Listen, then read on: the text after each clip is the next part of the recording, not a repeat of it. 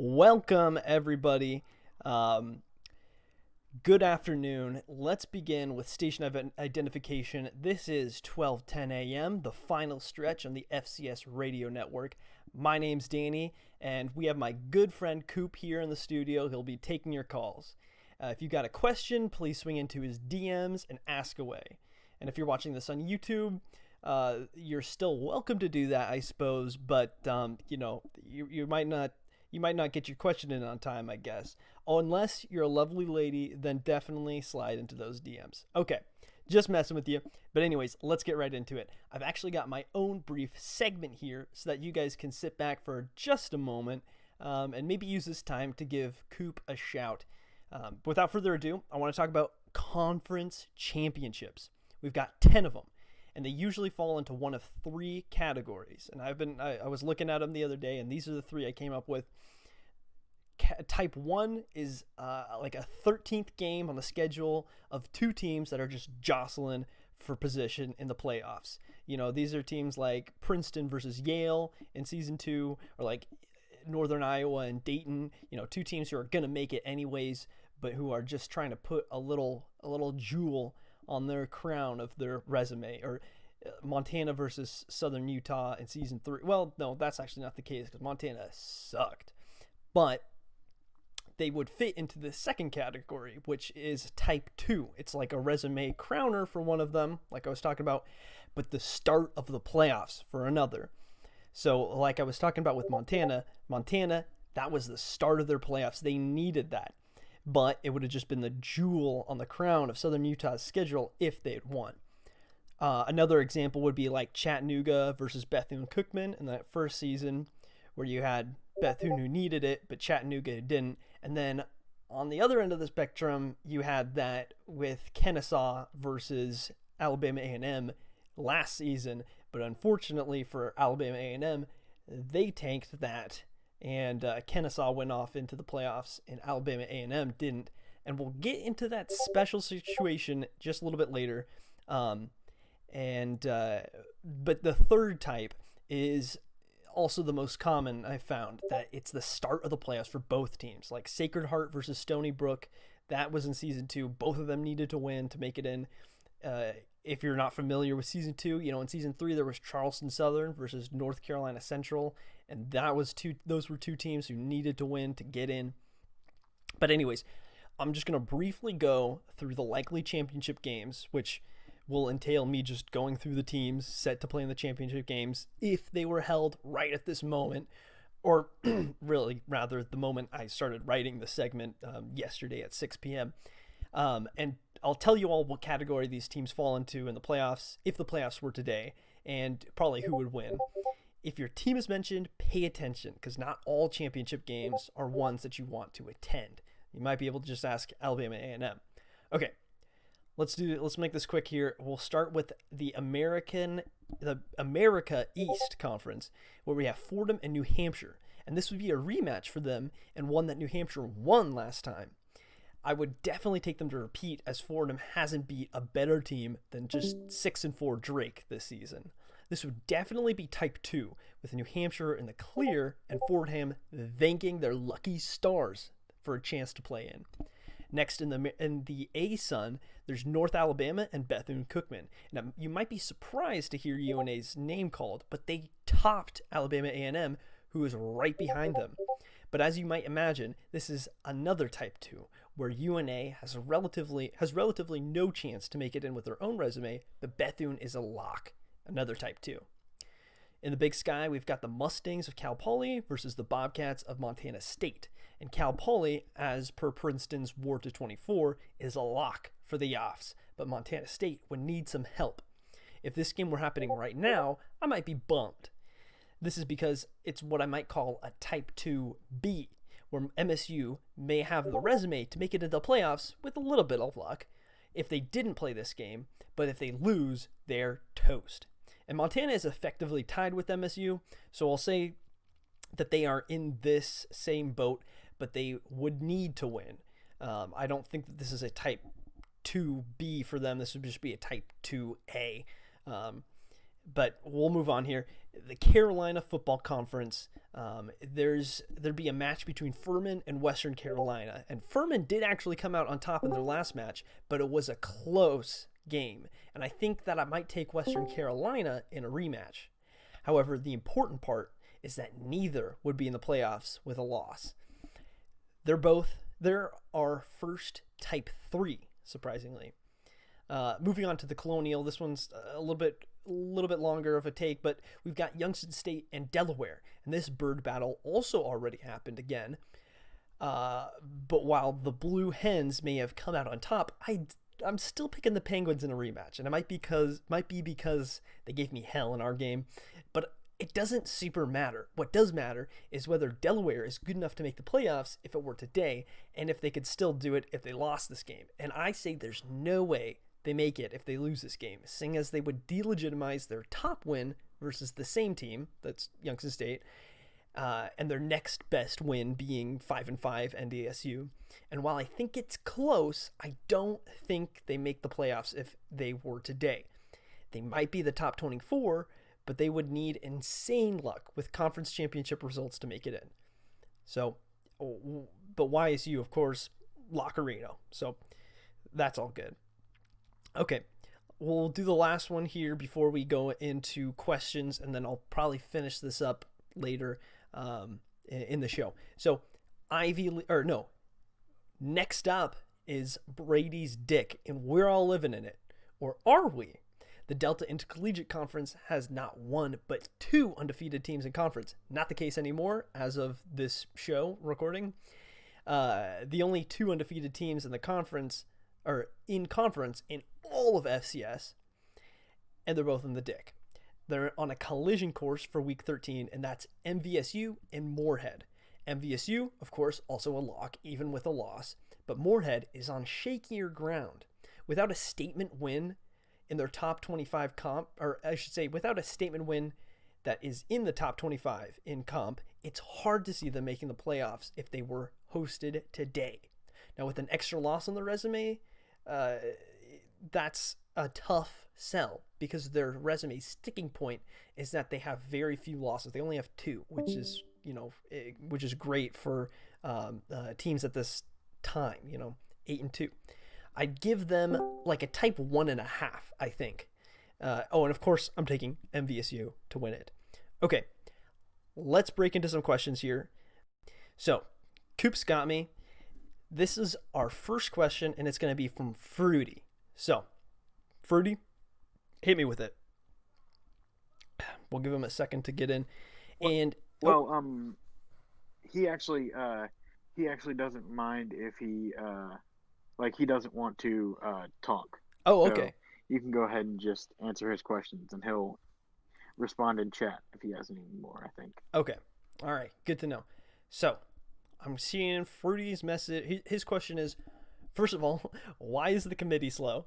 And I can answer that one pretty quickly here. It takes a long time to get everybody's schedule in check. I mean, there are 9 people on the committee, and even this time we had to scooch it along even without having everybody there. In fact, I stepped in to take care of one of the committee things, and Tenny did as well earlier, just to keep moving things along, because it's not one ranking where everybody submits it. It's a bunch of little rankings with extra work on top and essays that you gotta write up just to justify what you think, and getting everybody's schedule lined up is very tricky, but we're fortunately able to do it, and I think we're ahead of FBS, and we'll be releasing those tomorrow at some time. I'm not entirely sure when, but sometime. But Fruity's next question, what teams on the bubble are you most intrigued to see the week 11 and 12 results for? I think this is a fantastic question. There's a lot of teams that are really on the bubble with weak resumes just because of composite. You've got teams that have very weak wins, but few losses, like Eastern Illinois. But really, for teams that are kind of on the bubble, it's tricky on the bubble because we don't know exactly who's how far in it will be, or how far into the committee or the rankings you'll need to be, how high to lock up a bid, because some some auto bids like the conference championship winners, those guys might take up 7 slots, or just one or two. It's tricky, but I think teams that are on the edge that really intrigue me, namely Campbell. Campbell is just he's a team that or he's a coach. I won't beat around the bush here. He's a coach that I think of anybody um, to deserve a playoff spot, it's him. He's been through all sorts of hell and bad luck, and I would really love to see him pull it out. So Campbell is one, um, and then let's see here. Yeah, the other guy that has been in the committee a lot, that kind of snuck up on everybody, um, but is certainly hanging around in there. Um, that would be, I think, Western Carolina. So Western Carolina started off hot and then slipped up, and now is kind of looking at that, you know, 24 to 28 kind of range, I think. Um, and I'll tell you the that's not from the committee. I'm not leaking their polls early, and I'm not going to do that during the show. Um, but I will say that they haven't gotten that far into the rankings. Otherwise, they'd probably be out by now. But yeah, Western Carolina really is up on that edge. And oh, you want to know their games? That's right.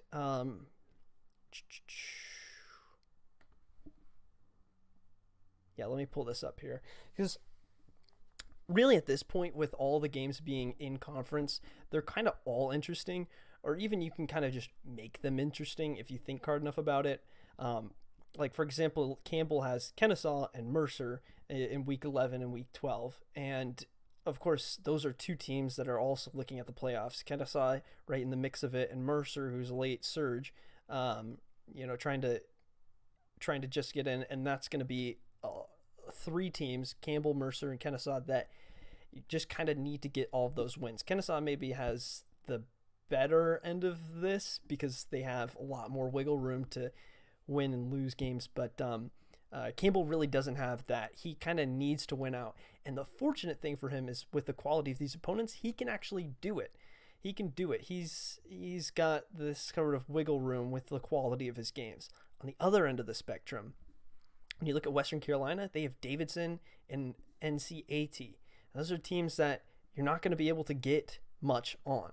So, like, let's look at Western Carolina's resume right here. So Western Carolina is 6-4. Let me check the scores and make sure for sure that they didn't complete their game, because I know that it's very tricky. Okay, yeah, they've barely started. Okay, it's very tricky doing this on a Thursday. But this is the best day for me to get it in. But they're 6-4. They do have a good win versus Indiana State, and you want those quality wins. You want the top 25 wins. The committee loves to look at that, and their losses aren't too bad, except for Delaware State right at the bottom. They have Davidson and North Carolina A&T, and Davidson is sitting right there in the 80s as far as composite, but North Carolina A&T isn't going to provide anything. They have to win those games, both of them, if they want to get into the playoffs. Because if you're sitting there at 7-5, something like that, if you don't make your conference championship, that's going to be really tough to make up, because an 83 comp I'm looking at here and a 123 comp, those are just not going to cut it as far as boosting you. You can't just win one of those. You have to win both, and then hope that the win total and a little bit of luck surges you up. The Indiana State win, that's really good. Elon win, that's pretty good. You got to pray that those guys kind of win out if you expect to drop any of those, but you can't drop NCAT. Okay, we move on. I've been taking a little bit long with these. I'll try and tighten them up here so we can get more questions in. So Slowlo has a question. I'm assuming he also doesn't want to chime in, or is he here? Um, I think he would. He's here, and if he would like to talk, he can go ahead. I think he can unmute himself. What's your Uh, question? do you think there are any teams or Any teams in the 20s or might get in the 20s or just as a whole? Do you think there's Hmm. going to be anybody 20s or below that are in 20 through 24 that's going to make a deep playoff run? So this you would expect actually that my answer would be yes, of course. Of course it's possible, and yeah, it is possible. But I think this season it's going to be less possible than any of the ones before. Like we don't have that kind of Princeton or Drew Haber kind of team that has just completely sucked and then coming up on the resurgence. And you're saying that like the teams like near the bottom of the committee and the ranking. So I'm assuming these are probably going to be conference championship winners or just teams who just really barely eke it in. And we don't have that kind of team this year. We might have a couple. I know that we've had a couple people come back and take over teams. So like you might see like if Marist comes in, they're 7-3. That's Zand. He's good. If Marist comes in, wins a championship game, or let's see what their remaining. They got Bucknell, which is not a great team to try and boost your resume on, and Wagner. So it would be tough for them to get an auto, especially with Monmouth being their best win. But if they win their championship game, I could see them coming in and kind of sweeping it up. But it's really tough for those teams to do it. I think that there is a talent gap, and I know somebody's going to come back and link me the exact timestamp of this and say, "Ha, you idiot," and that's fine. Go prove me wrong, especially if it's against me or whatever. But anyways, I think it's far less likely. It's definitely still possible, but far less likely to happen this season. Okay, so next we got Yeah. one from Palo.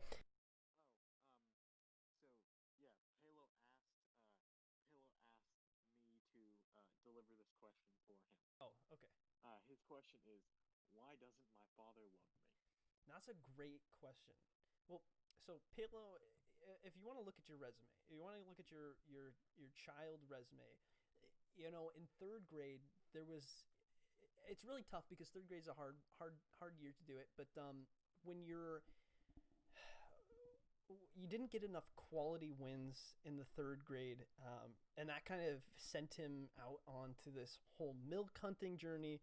And I mean, when when he went to go hunt for the milk and just didn't come back permanently, I think it was just the losses that you had at that point were not quality enough. Like, do you remember in Mrs. Jenkins' class in second grade, when your show and tell grade had just slipped below, like what was it? You go by numerics over there in Georgia, so it's like it was like a 2, I think, and that was just not enough. You got to get the 4s.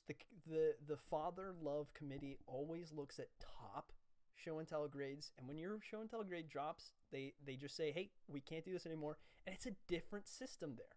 It's a different system because here you have a set amount of 12 weeks, but in paternal love, it's just a bit tricky because you only have so long to do it before boom they could be out. And I'm fortunate. I would thank my father that it was milk because cigarettes is a typical one that we see. That's like sort of like the NIT of fatherly abandonment, and he didn't go there. You went into the playoffs of father abandonment, so I would say that's sort of like a win. Okay, we got the next one. This one's from our I want to say Austrian. Man, I am not good with figures, with historical figures. Einstein. Einstein has a question.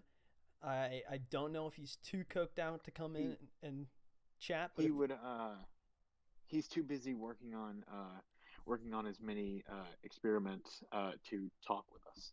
okay, that's honestly fair. Okay, um, Pelos has corrected me. German, although I'm surprised he hasn't come in to correct me on my pronunciation of his name. But anyways, so I am getting Einstein's question is what is the most amount of losses a playoff team will have, auto bid or not? And I think this is a great question because we we really I'll break it down into two parts, with the conference championships and the auto bids. because it's much easier to say for the auto bids where before, I think what I know I had 5 or something like that in my first season, and I think Northern Colorado also had a pretty big loss column, but I think 5 is pretty tough. I think this year with how many, it's not a very top heavy year. I don't think. I guess it's kind of top heavy, like at the very top, with formerly undefeated MVSU. That wasn't meant to be like a slight of a cough or a subtle cough. That was a legit cough. I don't mean to disrespect you, Brady. No, legitimately though, formerly undefeated MVSU. You had Bethan Cookman, who was just running the table and taking names with a heavy strength of schedule. You got those great teams, but past that, there's just a bunch of teams. Youngstown State, shout out. Cal Poly, shout out. Sorry, don't want to disrespect you guys either. But past that, there's just a bunch of teams that are sort of solidly in that range of 2 to 3 losses. And at this point, if you tank both of your losses, it's hard to make it as an auto bid. So I don't think we're going to see a 5 loss here. I think your best bet is if you're 2 losses and you lose 2, or if you've got 3 losses, you can probably only lose 1. Actually, you know what? I almost take that back, because you have the championship games, and I could see a 5-loss team making it in, given that they have a championship game as one of their losses. So they would end up in 8-5. I could definitely see that, but I think it'd be tricky. For the conference championships, man, that one's even tougher though, because you might think, oh man, maybe the MAC will have a bad team come out of it, or the America East. But the thing is with the conferences is that if your whole conference is weak, you're not going to be able to, if your whole conference is weak, you're going to have a lot of wins because you're beating up on worse competition. But if your whole conference is strong, you're going to have to get a lot of wins. You're going to have to be a good team to make it to the top. Hence, you're going to have to get a bunch of wins regardless. I don't know how obvious of advice or of a fact that is. But either way, I would think that we'll definitely see a 5-loss make it in. You've got some of the conferences who have at the top somebody who's like 6-4. Carolina Football Conference has 6-4 in first place for both of the records of the top, the North and the South. And then second place in the North and the South is a 5-5 squad. So I could definitely see somebody coming up with 5 wins easy. I think there's, I'd say it's half and half. I think it's 50% chance that the most is 5 losses. I think it's 50% chance the most is 6 losses. I think it'd be pretty crazy though to have the worst team that's an auto bid be just a 4-loss team. So I don't know if that helps some of you guys who are looking at the conferences or looking at your conference schedule and saying, man, I just don't have a lot. But Fruity gets it. Just win and you'll be good. Just win, baby. Okay,